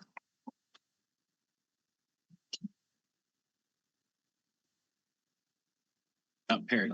Yeah, I was just wanted to add to what Randy was saying about getting the word out there. And everybody keeps saying about, oh, post something on the town website. And my feeling is that there's a lot more people that see things on Facebook than the town website. And so there's a Hadley community page on Facebook. And I think some effort should go that way to spread it more. Yeah, once we come up with a go-to page for the override, we can post on the town's Facebook, the community page, and blast it out everywhere. Yeah. You know, make people aware. I do think, and we can talk about this as this is not meeting related, right? I think one listening session would be good just for Q&As from the townspeople. I don't think we need to have multiple that just keep repeating since it's going to be recorded. But just for everybody, okay, have one. Yeah, fine. Randy, are you good with that? I think it should be. Yes. I don't think it should be right before town meeting. I think it needs to have time. So what we need to talk to other people about this time for those. So I would like to just go ahead and tell the public that if you go to the town page, type in override, it will take you to an override page. And on that page, there are links to the DLS, which is the Massachusetts Department of Local Services, and it has information on what is a Prop 2.5, how it impacts your taxes. There are nice little videos that the state has put together to sort of walk communities through this. So this is a really great way for you to educate yourself so that you know what you're getting into, how it impacts you, and what it would be used for. So that already exists. It's right there, and I will bring it to the forefront somehow on the town page, but it is there. Just go into the top little search engine, put it override, and that page will pop up for you right now. So what date is the town meeting? May 7th. 7th. I forget your calendar, but Just wait for my reminder email. So do we want to do that on, say, the 2nd, so that way we have a little bit, be able to get a budget? I know it's pushing it 2 weeks. you should make that. I don't know if you can do it here. People will be able to watch it streaming. Yeah, I mean, they can stream it. Yeah. Because otherwise we're down to the 29th is about, And the 29th, we have to do the form, right? For the, yeah, so the 22nd, we The would do, week of the 20th, maybe not Wednesday. You want to do the 22nd for an override presentation, solely override. that's it. And then on the 29th, we would do the public forum for the warrant. That's, is that okay with you? Yep. Say it again. 22nd would be an override meeting to discuss the override solely. And on the 29th, it would be Rest. a public forum for the warrant.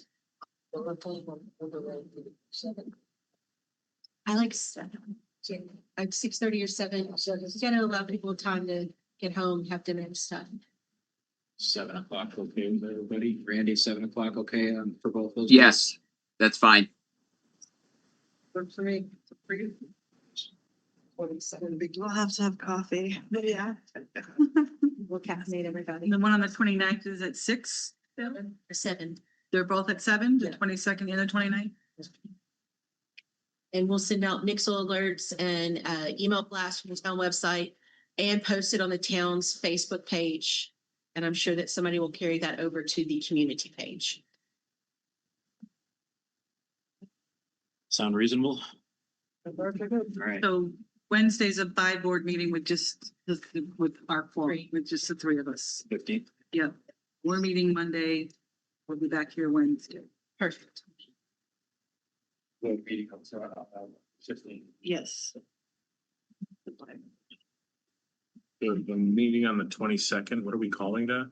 We're gonna call it Meeting? the override discussion or something else. Override open forum. After I have time to think It's about it. question and answers on the over. Q&A override FY 27. So what's the difference between that and the 29th? The 29th is the rest of the town meeting warrant that deserves its fair share. The regular. The other like, is also. Yeah. Otherwise, we'd never get to the rest of The it other if we had a 25 meeting. What makes you think we're gonna get to it at town meeting? Yeah, that's true. So town meeting starting at 3:00. Get to it. All right, are we okay to move on from the budget at this point and go to the warrant? What do you? I don't see any no's, so, okay, let's move to the annual town meeting warrant. Is that this? Yes. Jennifer, you want to give a quick intro on that? Sure. So we did hear you last time about wanting paper copies. Linda very nicely made copies for everybody. And I'm going to post it up here on the screen.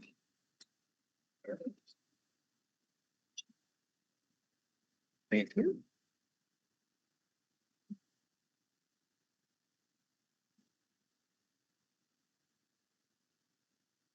But, thank you. I have one. I think the screen cover. I'm a screen person.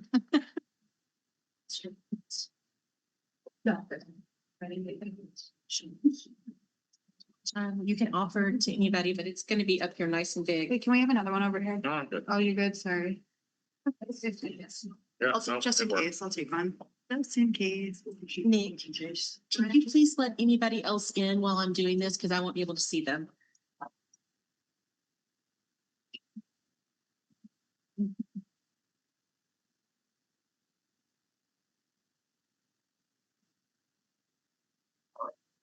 And me too.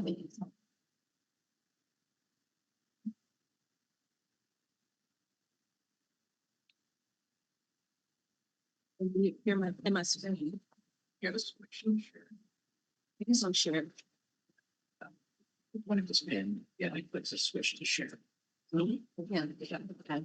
It's okay, I guess. It's good. Okay. All right, so this, okay. So the warrant is available on Board Docs for anybody who would like to view it there, and I have it on the screen, and people have paper copies as well. So we went over quickly all of the warrant articles last time. Lots of these warrant articles are standing ones, so I'd like to ask for Articles 2, 3, 4, 5, and 6. Those are consent agenda items. They appear every year. They're standard issue. So I'd like to move over those rather quickly, actually just be done with them right there. Number 7, we have definitely talked about the omnibus budget enough this evening, and you all have a plan moving forward for that. The enterprise fund also, we can skip over rather quickly. Article 9 right now, Linda, you want to answer the capital, or Paul, do you want to do the capital? We got them on from your meeting yesterday. Sure. Want to do it? Okay, go right ahead. There's Article 9 is to clean up prior capital balances. Well, Linda, do you want to address the prior capital balances? And I'll take care of Article 10. Sure, we had a long list of articles of prior capital or otherwise expenditure articles that are over, so they've got balances in them. Article 9 are are two that are coming back. One's coming back to free cash and one's coming back to water reserves. The others were all borrowing articles. And again, we need to work with town council to get the language on how to do this. But you're going to see in the funding source in the far column for the ones, and I think Paul wants to go down the actual capital articles in Article 10. So what's a little different this time is you're going to see for the funding source, and it will be a different layout. We were just trying to fill in the blanks that we had. We have a lot of redirected borrowing because the $215,000 is coming back from the construction of the senior center. The reason we redirect is that because we've already borrowed the money and it's not spent, and then we get to use those borrowed funds on a similar borrowing article. So that's going to work really great. That has to stay within the same fund. So you see sewer is taking back redirected sewer borrowing, water is taking back water, and general fund is going to the others. So if you want to go specifically what the borrowings are, Paul? Okay, article number 10 is the capital article item. And I just want to say before our finance committee meeting yesterday, we had to have a capital planning committee meeting. So that's what I do in my spare time here in Hadley. Anyway, the total that we're looking at for this year is 976,114, and it consists of about 1, 2, 3, 4, 5, 6, 8 individual requests. And I can go down very quickly over the listing. The first one is for $100,000, and that's a Chapter 90 supplemental. Oh, and by the way, before I really get into it too, all these requests, other than one of them, was presented at the fall meeting, and it did not pass. So we're bringing them back in for the annual meeting. You know, typically we have our capital request in the fall, but this year we're going to reintroduce them for the spring meeting. And so, as I said, the first one is a DPW request for $100,000 for Chapter 90 supplemental. Each year, the town gets money from the Commonwealth for Chapter 90 projects, but there's also an expectation that we should be supplementing that with some of our own funds. And those monies are typically used for projects such as line painting on the roads and fixing up culverts that have failed, for example. So that's a $100,000 request. But I do see here, Linda, since we met yesterday, there's a redirect of $77,917. Right. And so we're looking just to borrow the balance. So that'd be roughly 22,000. Yeah. Okay. And the next one is a sewer asset management program, and that's for $300,000. And that's for infrastructure repairs for the sewer lines and the, as Scott McCarthy, our DPW director, would say, for vertical repairs and for horizontal repairs, meaning the sewer lines.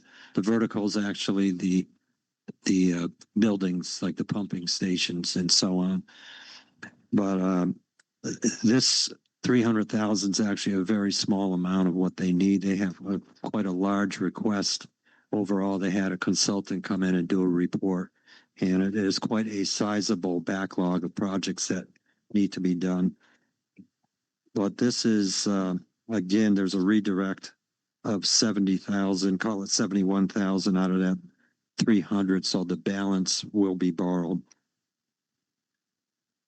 And the third one, it's almost a twin sister to the sewer. This is a water asset management, also for $300,000.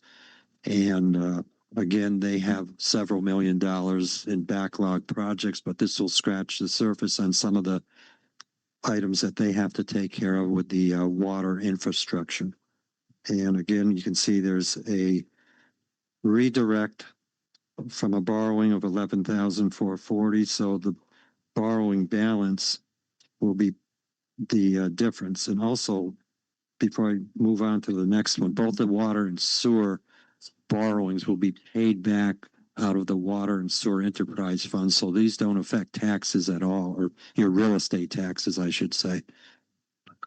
And finally, for the DPW, we have a highway MS4. That's for required stormwater management. It takes care of the catch basin cleanouts, for example, and it's street sweeping, anything that is required to manage stormwater and try to mitigate the amount of stormwater that goes into and gets processed through the sewer plant. And again, that's a borrowing with a redirect of $22,000. And that really takes care of the DPW.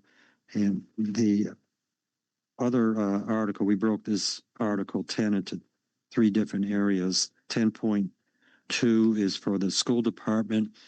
This is for the security upgrades. And I think Annie already explained a little bit of it earlier this evening, but they're asking now for 137,083, which is quite a decrease from the original request that was made this year was for $350,000. And the reductions were for the, I guess you'd call them man traps, and security vestibule, which it's a double set of doors in the high school. So that's going to be deferred for a while. And the other, yes, there's blue lights that would be set up on both schools if there was an incident to notify the public, that there's something going on there and stay away. So those 2 are getting deferred, but they're going ahead with the bars on the school bus stop bars that go out, and they want to install cameras on those. I think this sounds very similar to what I heard on the media about Chicopee, and they'll have cameras there if somebody tries to run around a school bus while they're picking up children or dropping them off, that they can capture their camera and hand it over to the PD for further action. And the other item they're looking for are shading in the schools, and that's both schools, just Hopkins only, for shades. If there is an incident and there's a lockdown, they can shut all the shades and try to keep things in order and go from there. So that is, as I said, it's been reduced now from 350 down to 137,083.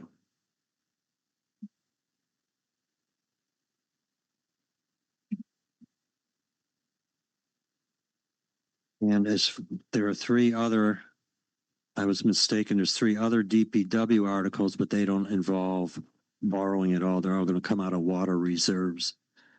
And the first one is for a Water Management Act, a grant that is available. The town is being requested their share of a grant of $100,998 is available if Hadley puts up 14,000, which is a very good deal. So we are definitely in favor of that. And finally, there's the SCADA system, which is a security data. It's like a supervisory control acquisition data authority. And I always have trouble with that one, but what it does, it's a streamlined system for the DPW, the water division, where they can get reports from the various sites through the internet, and it increases the security too. And it's something that's really been almost imposed upon them by a DEP to tighten up their security and reporting on that. And then the last item is it's a new one that didn't appear at the town meeting. It's for the Callahan Well redevelopment, $45,000 they're asking for out of water reserves. What the DPW superintendent, Scott McCarthy, told me is that the capacity, the pumping capacity is starting to decrease over time because it starts to suck in sand into the filters and all that. So, and this is not a one-time deal. It happens every so many years. And so this is the time it's come where it has to be done again. And that wraps up the capital for this year. And just to let everybody know, we voted unanimously to approve this entire budget. And thank you. Great, thank you, Paul. So next is the prior year invoices. as of right now, this is the only one, and I have my fingers crossed that we're not gonna have any more. We will be paying that out of free cash. So Linda and I have come to a consensus on the employee compensated fund. And we are looking at 4 potential long-term employees retiring. So we're gonna need to do their buyouts, vacation, and other requirements of them leaving us. So we're looking at $150,000 that we're gonna request from free cash to bring that budget up. So make sure that we're not drawing from the departmental budgets. Actually, Annie, would you like to speak to Article 13, the adoption of the MGL Chapter 71, Section 71F, the revolving fund? Sure, it's fairly simple. Just read it, please. It's just the Mass General Law that allows the town to then set up an account where we deposit tuition funds. We then turn around, you saw them in the budget we presented. So those tuition funds that we collect, that was Nest tuition, we apply then directly to the operating budget. Setting up the fund just allows us to deposit those tuitions that we collect from non-resident students who are attending this program. Perfect, thank you. The CPA articles have all been voted on. Actually, there's just the 2. One is their yearly one that they do with the allocation of the funds, and the second one is the phosphorus remediation at Lake Warner for $9,450. Then there are the really great and amazing, wonderful planning board ones that they're going to talk to you about when they come in. They have been to council and they've held public hearings on those.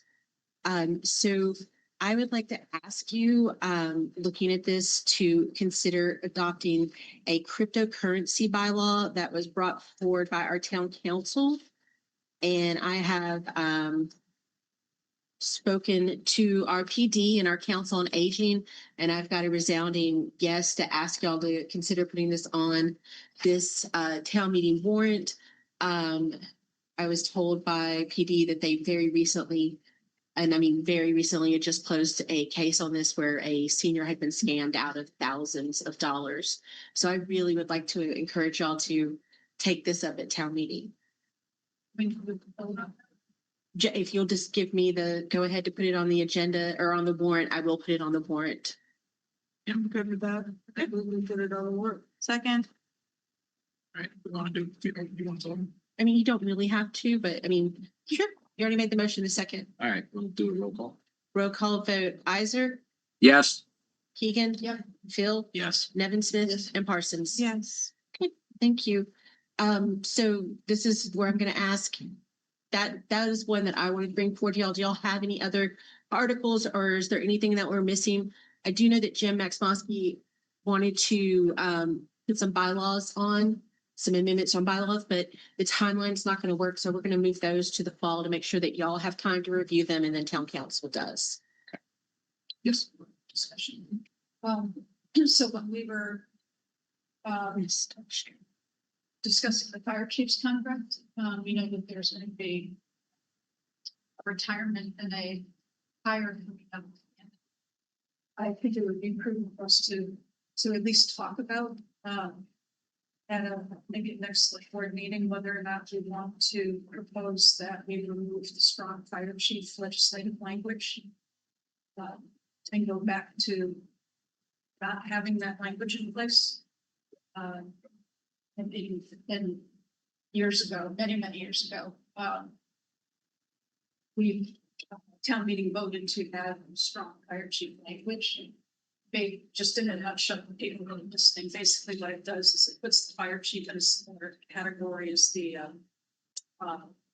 school superintendent. And basically the select board hires and fires, but has no oversight authority about any day-to-day operations. And I think just with the fact that we're going to be hiring somebody brand new that we have absolutely no experience with, that's something we can always add back later. But it's actually somewhat of a trend that many municipalities are actually moving that across the Commonwealth. So I'd like to get it on the warrant, and then if we choose to pull it or pass over the motion. Not a motion to do what I just said. Right. Motion by Molly, second by Jane. And roll call vote, Randy. Yes, fire roll chief call. has his hand up. You've already done a roll call. Do you want to stop for discussion? Or do you want to continue on? Chief, is it quick, please? We're just putting it on. We're not talking details. That's fine. I just wanted to express my concerns about doing that. That's a bigger discussion. I think I had made the request that if we could table this because it has a lot of impacts for you bringing on board a new fire chief. The whole point of putting strong key position in was to take the politics out of that position. And again, I'm really concerned about removing that. Jennifer, roll call, please. Roll call vote. Isaac, Yes, Keegan. Yes. Phil, Yes. Nevin Smith. Yes. And Parsons. Yes. Thank you. I will ask town council to craft language for changing this from the strong fire chief. Okay. Okay. That's all I have for joint information for the finance committee. Do you guys have anything else or do you want to adjourn? Motion to adjourn the finance committee. Second. Second by Peter, all in favor? Thank you, guys. We'll continue on. We have 3.1 annual report dedication and Fred Oakley Award. So I do have some people who have contacted me with nominations. We have received Edwin Matusco for the dedication.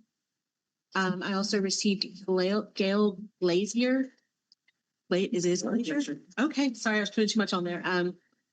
Also, I received requests for John Wiskevitz for the dedication, Joan Zusko and Bill and Peg Bannock. And it's a lot of People actually sent it in. I think that's great. And we don't have to continue and keep those. We don't have to do everybody. That's y'all's decision. However, I think it's good to have a list of people that we can come back to. Yeah. We just need one for that. So y'all sometimes do two, typically it's one. And then the Oakley is almost always just to either a couple. I think we did the Weinbergs a couple years ago. Yeah. So you've done couples for both, honestly. But it's really The Fred Oakley Award is the volunteerism award, correct? Great. Can we get a motion or some sort of direction for the end of the award dedication? I think dedicating the chair makes a lot of sense. I love Joan Zusko more than y'all want to know, so I want to give her the town and rename the town, but I'll do the annual report. I think she's pretty great. Is there a second for that? Oh, sorry. Yeah, I'll second it. Okay, so Jane made the motion of Joan and Molly second for discussion and what? Oh, no, I'm Oh, okay, saying. okay. Yep. All right. Any other discussion on the annual report dedication? Amy has a blank look on her face. No. Okay. I'm really bad with my face to fix that. No, I was thinking also like John, can we do two? You can have it go to John Wiskevitz as well. This is your book. If you would like to, y'all can have to, you just have to make the motion. I wanted to do both. Okay. That's okay. So there's a motion to second on the table. Do you want to ask Jane to amend her? Yeah, can motion? I ask you to amend to that John Wiskevitz as well? I'll second my amendment. Okay, so we have a I'll amend my modified second. motion for John Moskowitz and Joan Zusko and Molly second. Any other discussion? All right, roll call.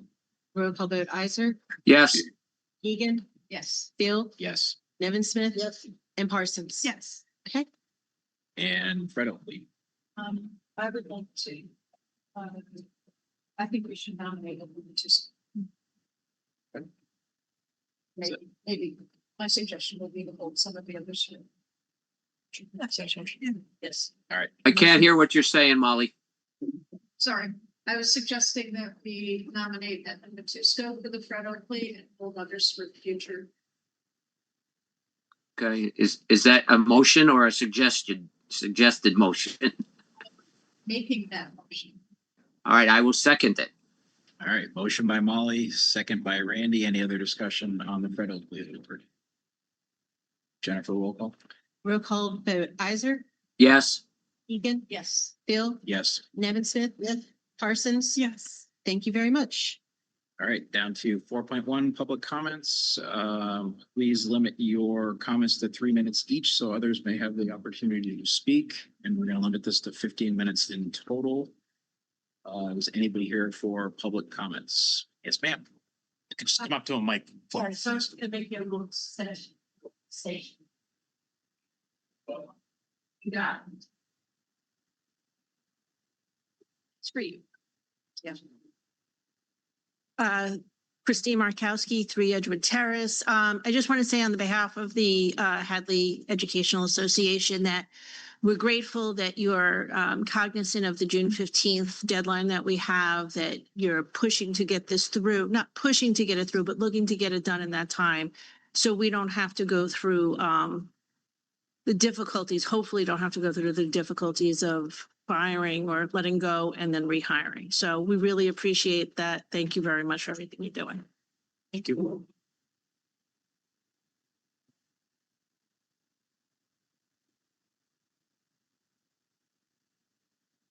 Lynn Latham, Highland Circle. With respect to publicizing the override, I would suggest that there be paper copies at the senior center and at the library. I would also suggest that you put some over at the waste disposal, whatever, transfer station, whatever you want to call it, so people can see it. And oh, I had another idea and I forgot it. Oh, well, if I think of it, I'll let you know. Sorry. Thank you. Anybody else for public? Yes, ma'am.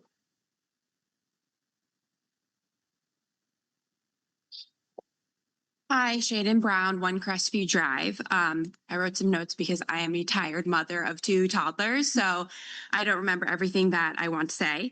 But I know a lot has been spoken about the schools. I watched last night's meeting, took 2 hours out of my mom time today to do that because I couldn't attend last night. I'm also a daughter of a public school teacher, and I wanted to just like address some of like the, I guess, like voice concern with some of the, why would a, person without children in schools want to fund the schools? Or in the same regard, like, why would somebody like want to fund the fire department? And I just want to say that the schools are our future. I moved here 4 years ago, and I was always taken aback by how many people in this town grew up here, lived here, and stayed here. And when we bought our house here, we're like, this is our forever home. This is where we want to stay forever. And if we don't fund our schools and if we don't fund our teachers, then it's just a snowball effect down the road as to what our town is going to look like. Those are our future select board women and men. Those are our future town leaders. So it's not just it's our teachers, it's their jobs, it's their livelihood. And I think some of the like communicating about what this means, like you talked about the pros and cons of things, it isn't just losing jobs. If we lose the preschool, I lose that for my children. I then can't work. We're then down to one income. And I think some conversation around that when there is discussion around the impacts would be helpful. I don't know if that has to come from people addressing in public comment of that meeting, but it's so much bigger. So I just want to bring that forward, that there isn't just FTE, right? FTE is devastating. Our teachers are amazing, but there is the snowball effect across our community and what that would mean for us. So that's just something that I would love to see, because it does affect a senior, right? Because then who is supporting them as an employee at the senior center, who went to school here, who loves this town and stayed here? They're going to move. You know, if our town isn't funded and everything just starts going down the hole, then your property value is going to go down. And when you don't have enough money to sell your house, then that's a whole other problem. So that's all I have to say. It's much more than just line items. It's the whole picture. So I don't know where that part of the discussion comes in. But I'd really love to see that when it's discussed, you know, and people are informed, because it's so much more than, you know, what can be put on a piece of paper. It's looking into the future. Thank you. Anybody else? Sir?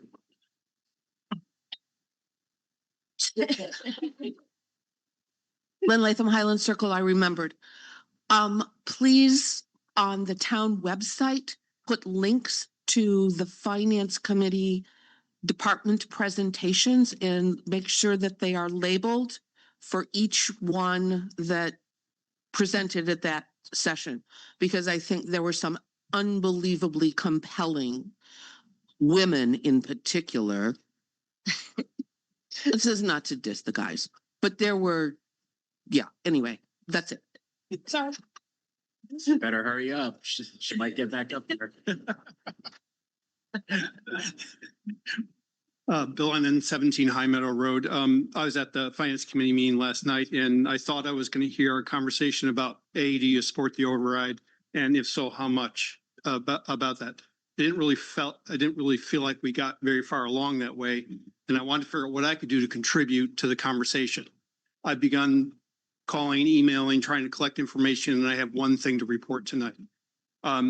There was some discussion that Lee, Massachusetts was a similar sized town. And there was discussion about the fire, you know, where some people were using AI to find information about Lee, Massachusetts in terms of salaries and things like that.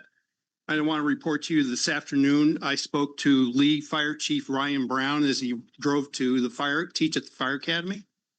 He was willing to share anything and everything that he knew or could help to contribute. He was very aware of Hadley's situation and extremely concerned about it. So I'll share this with you from the chief. Chief Brown's salary is a base salary of $117,000. It does not include benefits and other things like a vehicle. Chief Brown, with the support of his finance committee, is proposing a $1.6 million budget for this year. And he reports that he's never lacked the support of the financial committee or the capital committee in his entire time that he's been the fire chief in Lee, which is goes back at least 9 years. I don't know. I'm not exactly sure how long. Lee has 12 firefighters. They have 3 firefighters per shift to reduce overtime, improve safety for citizens and his firefighters. Chief Brown is willing to share any information, including a line-by-line discussion of his budget, should anybody want to do that. When he heard that the Hadley Fire Department was being depleted in the way it was, he contacted our chief and said, anybody who needs a job from the Hadley Fire Department, he would hire them and he would send them right back if Hadley ever restored their fire department. To one thing I was trying to dispel was something about salary, and there was some discussion last night that the Lee Fire Department chief was paid $73,000. The last time he could think of anything like that was 9 years ago when he was paid $79,000. So just to reiterate, his base salary was $117,000. So I offer that information because people were thinking Lee's a similar sized town, and maybe that helps people digest some of this information. Thank you. Thank you. Thank you. Anybody else here for public comment before we check online? Go ahead. Hopefully quickly. Ruthie Ann Fitzgibbons, 24 Woodlawn Road. I'm just hoping that when I like what you said about coming up with the 3 different options, I think it's really important that our voters know not just what the money is going to be, but what is going to be lost in each one of those, the no, the middle and the high. Because myself, I probably would have gone into it ignorantly. Now I'm a lot more invested than I was as a younger person. So I think it would be very helpful to know what it would look like. Also, it would be helpful to come up with a number to be able to tell the people, this is what you're looking at paying extra quarterly if you vote for A, B, or C. Thank you. Thank you.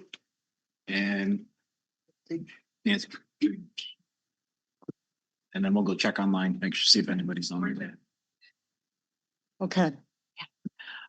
This is not really a comment, a question. I think I would appreciate knowing who appoints the people on the finance committee and who provides supervision to them or guidance. And maybe that's not something you can answer because this is public comment, but if you could email me or just direct me where to find that information. Yep. Okay. We can do that. So, I think the override the strongest case for an override, and I'm really sorry the finance committee is not here because I think it's important for everybody to hear this, but I think it's really important and the strongest case to be made is from actual numbers, and Linda, you offered, and I went to every one of the meetings. One of them we Zoomed, so we weren't in person, but it really does feel like the strength of the override is going to come from people understanding the numbers. And it's not just throwing out an amount, it's really structuring it from the bottom up. And then you come to the number. I think that's really powerful. And I think it's also a trend. It feels to me like it's wasting time to try and manage departments. I think we hire department heads and they came to the meetings, they expressed their views and what they needed, not what they wanted, what they needed. And it was very compelling, as Lynn said. Oh, sorry, Nancy Banman, 17 High Meadow Road. And so why not trust those numbers? Why ask a lot of questions that have to do with budget organization of a single department? I think it's really important. We trust these people to run the chiefs, DPW, the school superintendent. And so we should not reinvent their wheels. We should go with their numbers. You can tell them for the higher amount, because even at the higher amount, it feels like we're just treading water. I think we need to really take into account the inflation of every year that's gone from 2020. It's been incredible. And the idea that a $500,000 override, which is a drop in the bucket, someone made the comment last night that it was $50 a quarter. Well, right now, $50 is a fill up in our cars right now. That's nothing. And it's not going to solve our problems. And then I think it's so important. And again, Randy mentioned this, that we don't cater to the few. So we might have some anecdotal numbers about a few people not being able to afford the override. But I think it's really important that we all count on our homes to be protected from fire, that there are going to be people who are safely coming to our house. The police take care of our safety in another way and all the time. And it's very risky. And then the people at town hall who process our bills and make sure that the inspections are getting done and the appraisals, we're all one, as Jane said, as David and Molly. We are all one town. And I think we need to just really say, don't beat up on one another. We're all in it together, and we need this override. So thank you. Thank you. Laura, online. There's still more in the audience, so I'll come back. Let me, she's had her hand up for quite a while, and I'll come back to you. Hi, Laura Nagel, 6 Edgewood Terrace. I would just like to first thank the financial committee who met last night for their support in trying to find as much funding as they can possibly for the schools. I think that, as many people have already said today, and you all really know, our future is in our schools, and by funding our preschool program and keeping our special education budget in place, we are bringing in tons of kids from school choice, which shows a desire to live in Hadley, and this compounding effect that when our schools are great, people want to move to our town. And I think this point has been made very frequently, but I just would like to reiterate that our schools are a way that people come to Hadley and people stay in Hadley. And I commend our teachers for all their hard work that they do. I was just at the school an hour ago. We had loads of teachers there for literacy night, and it just shows the dedication that all of these teachers have to Hadley. And thank you. Thank you. Go ahead. Hi, Lindsay Roberts. I actually live in Deerfield, but I am a Hopkins Academy employee, and my children both go to Hadley Elementary School. And I just want to echo what a few people have said, including Laura, that I love working here and I have an inside scoop, which has been helpful. And I would love to share that with the town, what we do.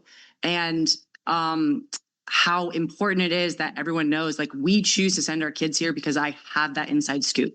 I see what not just the school is doing, but what the fire and the police do. I mean, part of why we chose Hadley was because we work so closely with the fire and police departments. I know they will be in those schools if something were happening.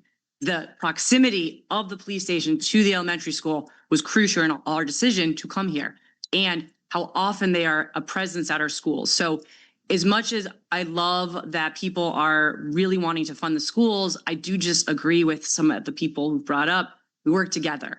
People choose Hadley. I choose Hadley because this town is great, because the people who are dedicated to this town are amazing. And I appreciate that. And again, I just don't think people know how hard everyone's working and how closely everyone works together in this town. And I mean, yes, the property values are high. That's why, you know, I would love to live in Hadley, but also we have the option to bring our kids here. And I see the benefits of that every day.